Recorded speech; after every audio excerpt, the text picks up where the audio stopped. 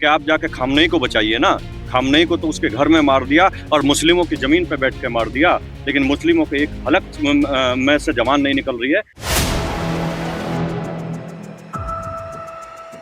Iran और Israel America के बीच जंग छिड़ी हुई है। इस युद्ध में ईरान के सुप्रीम लीडर अयातुल्ला खामेनेई मारे जा चुके हैं, जिसके बाद तो ये युद्ध तेज होता जा रहा है। वहीं खामेनेई की मौत के बाद भारत में भी शिया समुदाय के लोग सड़कों पर उतरकर अमेरिका और इजराइल के खिलाफ प्रदर्शन कर रहे हैं। इन सबके बीच भाजपा के फायर ब्रांड नेता संगीत सोम ने खामेनेई की मौत के बीच विवादित बयान दे डाला है। संगीत सोम ने कहा है कि देश में दूसरी बाबरी मस्जिद जैसी कोई संरचना नहीं बनने दी जाएगी और यदि बाबरी के नाम पर एक भी ईंट लगाई गई तो उसे फेंक दिया जाएगा। वहीं उन्होंने कहा कि मुस्लिम देश खामेनेई को बचा नहीं पाए, लेकिन हिंदुस्तान में बाबरी मस्जिद बनाने की बात कर रहे हैं। संगीत सोम के इस बयान ने सियासी गलियारों में हलचल मचा दी है। क्या कहना चाहेंगे? बड़ी बात कही आज मन से आपने।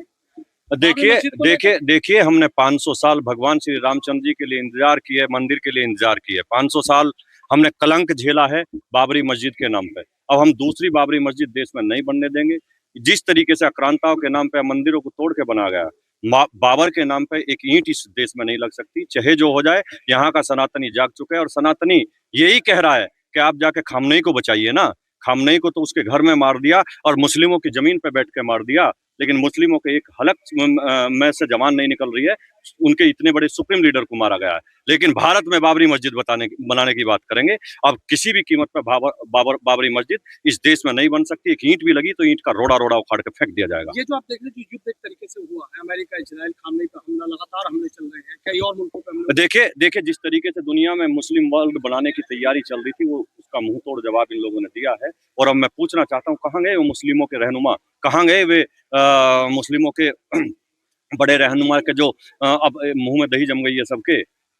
घर में भर घुस के मार दिया है उन्हें, लेकिन एक आवाज किसी की नहीं निकल रही है। और भारत में करेंगे बाबरी मस्जिद की बात, शर्म आनी चाहिए। कोई बाबरी मस्जिद इस देश में नहीं बन सकती, ये हम लोगों ने संकल्प लिया है। आवाज नहीं उठा रहे हैं तो आपको लग रहा है कि कोई डर है मन में?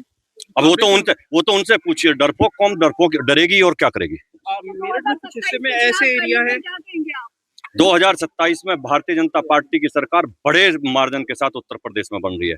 मेरठ में कुछ हिस्से में मुस्लिम समाज के लोग आए अलग अलग जगहों से, वो बाबरी के नाम का चंदा इकट्ठा कर रहे हैं, मुझको छुपे पारी। वो आतंकवाद के नाम का चंदा इकट्ठा करते हैं, क्योंकि बाबरी तो बनी नहीं सकती। आतंकवाद करने की कोशिश करते हैं, जो किसी भी कीमत पे भारत में अब नहीं चलेगा।